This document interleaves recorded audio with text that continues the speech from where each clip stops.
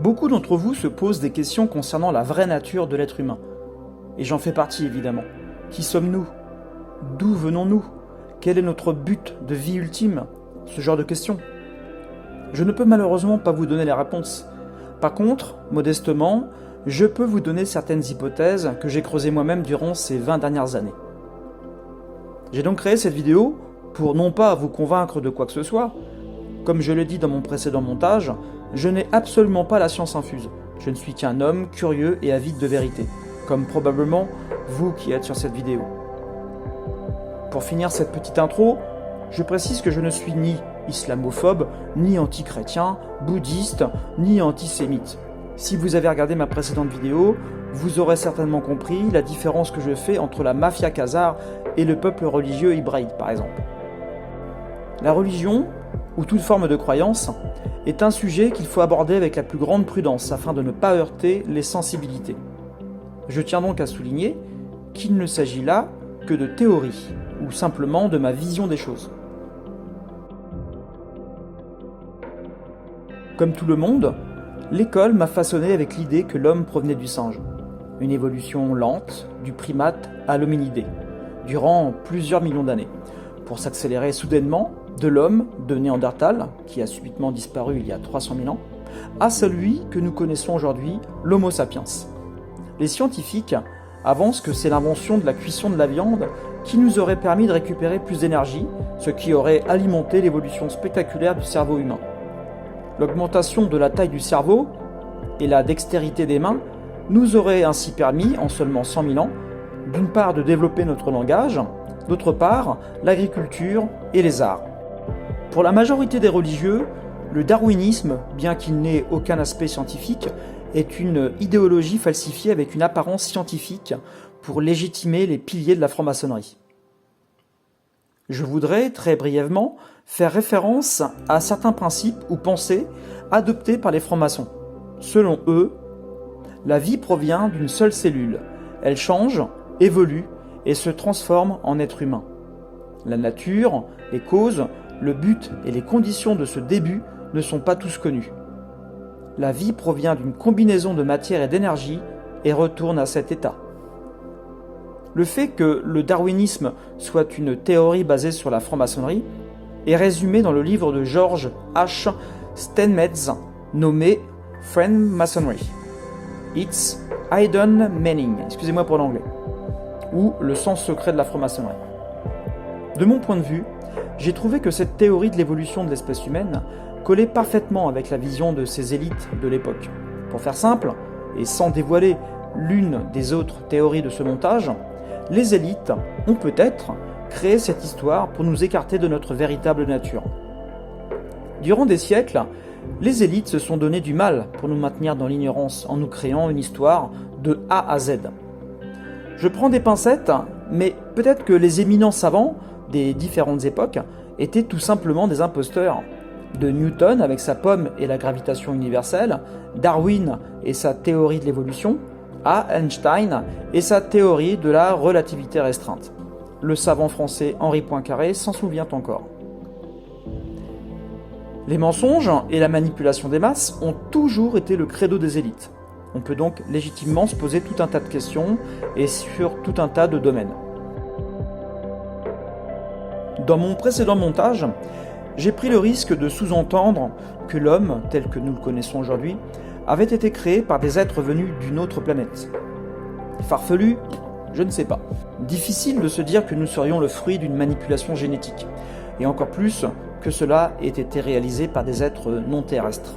Cette version a été largement mise en avant par l'écrivain russe Zekharia Sitchin, qui aurait traduit les écritures cunéiformes des tablettes sumériennes.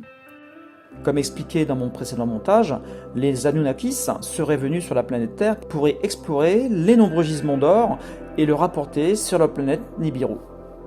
Pour s'éviter le travail pénible, qui est l'extraction du précieux métal, ils auraient génétiquement manipulé l'ADN de différents êtres de cette planète afin d'en créer le parfait esclave. Après de nombreux tests peu satisfaisants, qui auraient abouti à tout un tas de monstres légendaires, le centaure, les géants, ils auraient réussi à créer l'esclave parfait avec ce qui semble être nos lointains ancêtres. Une création qui travaille sans se poser de questions et qui se reproduit facilement, évitant ainsi au dieu Anunnakis d'éternelles manipulations génétiques en laboratoire.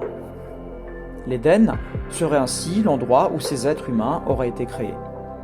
En parallèle, certains Anunnakis auraient au fil du temps utilisé leur propre ADN pour améliorer leur création en le mélangeant avec celui de leurs esclaves, pendant que d'autres se seraient accouplés avec certaines femelles, créant d'une part de nouvelles espèces et d'autre part créant une dramatique scission entre les différents chefs Anunnakis. Pour faire court, un camp désireux de faire évoluer la création et de l'autre, un camp n'acceptant pas cette fusion et ce cadeau divin. Cette théorie pourrait expliquer plusieurs choses. La première, le bond en avant que l'humanité a fait en un temps très court. Le langage, l'agriculture, les arts, qui sont apparus presque soudainement. La disparition de l'homme de Néandertal, qui pourrait bien être la première création des Anunnakis, supplantée par l'Homo sapiens, c'est-à-dire la version améliorée par l'ADN des dieux. Cela pourrait expliquer les multiples récits et légendes fabuleuses, les incroyables cités ou constructions diverses dans le monde, la vénération de multiples dieux. Ces faits auraient pourquoi pas été transformés en légendes ou tournés en dérision par ceux qui se pensent être les descendants directs des dieux. Ainsi, ils détourneraient notre vraie histoire, cachant notre vraie nature pour nous maintenir continuellement en esclavage.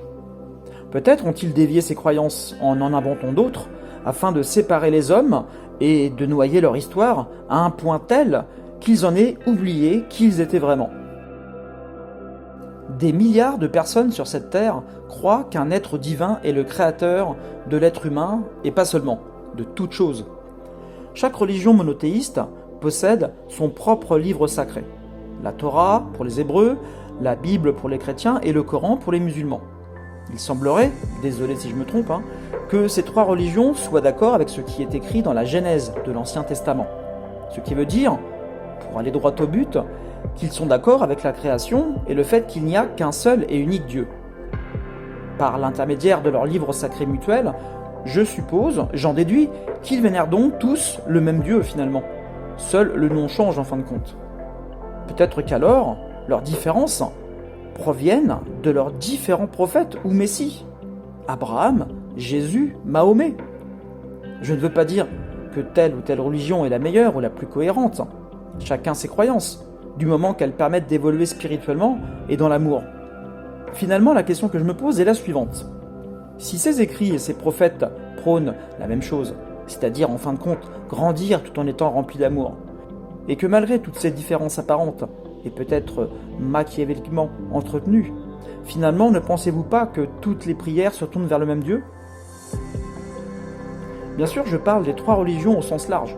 Je ne vais pas tergiverser sur les différentes branches de chacune d'entre elles, sinon on s'en sortirait pas. Par contre, relier l'hindouisme ou le bouddhisme à ces trois religions peut s'avérer intéressant. De mon point de vue, tout est relié. Je sais que ça peut faire sourire ou enrager, mais je m'explique. Que ce soit Abraham, Bouddha, Jésus ou Mahomet, tous sont des êtres divins pour certains, ou éveillés pour d'autres. D'un côté, la croyance fait que ces êtres extraordinaires étaient envoyés par un dieu, peut-être par besoin d'identification, mettre un nom à un créateur.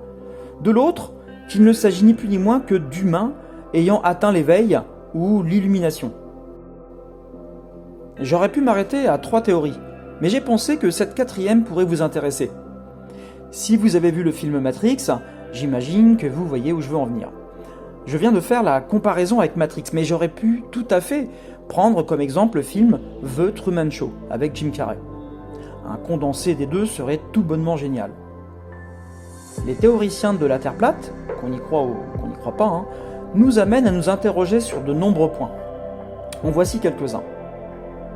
Le premier est que lors d'un voyage aérien de longue distance, le pilote reste durant toute la durée du vol à la même altitude. Un petit curieux a d'ailleurs fait une vidéo pendant un long vol, se filmant avec un niveau installé sur son ordinateur et démontrant ainsi le phénomène du voyage en ligne droite et non courbée. Le second point est le rejet de nos cartes terrestres habituelles et l'existence d'anciennes cartes de la Terre, faites par les anciens navigateurs en l'occurrence. D'ailleurs, celle-ci ressemble à s'y méprendre à l'emblème de l'ONU. Et je finirai avec la glace qui entourerait le tout. Pratique pour garder un troupeau à un endroit précis. Un peu comme une immense mare entourée d'une barrière épaisse et infranchissable, où on y aurait placé une multitude de micro-organismes. Ces micro-organismes vivraient dans cette pataugeoire géante en ignorant totalement l'activité extérieure. The Truman Show, c'est ça. Dans la Bible, il est question de voûte céleste, un dôme en quelque sorte. Et si nous étions comme ces micro-organismes dans cette mare immensément grande, entourée d'une barrière de glace infranchissable et interdite de surcroît, recouvert d'un voile étoilé? Oui, ça peut faire sourire, même rire, je sais bien. Truman souriait lui aussi, jusqu'au jour où son monde s'est effondré lorsqu'il a appris le mensonge dans lequel il vivait depuis sa naissance. À la fin du film, comme pour Neo en début de film Matrix, il a le choix de continuer comme si de rien n'était, soit de s'enfoncer encore plus loin dans le terrier du lapin. J'aurais pu aussi, pour la démonstration, utiliser le jeu Les Sims. Cette fois-ci, vous êtes le créateur. Vous faites évoluer le jeu à votre gré, vous établissez les règles, et vous seul savez que les personnages ne sont pas réels et qu'ils peuvent d'une simple touche disparaître, pour être recréés de nouveau à l'infini. Je pense que vous avez compris la métaphore du corps physique et de l'âme.